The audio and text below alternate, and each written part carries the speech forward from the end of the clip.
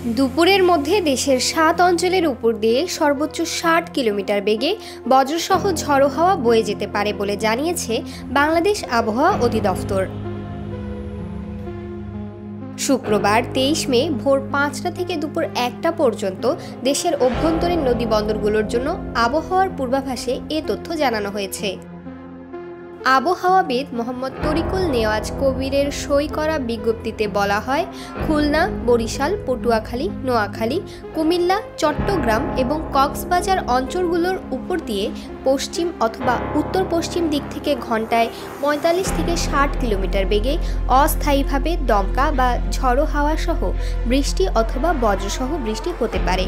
এসব এলাকার নদীবন্দরগুলোকে ১ নম্বর সতর্ক সংকেত দেখাতে বলা হয়েছে।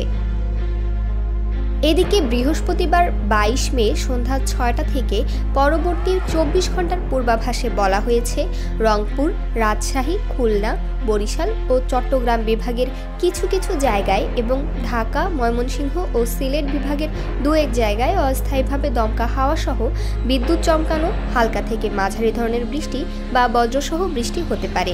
সারা দেশে দিন এবং রাতের তাপমাত্রা সামান্য বৃদ্ধি পেতে পারে।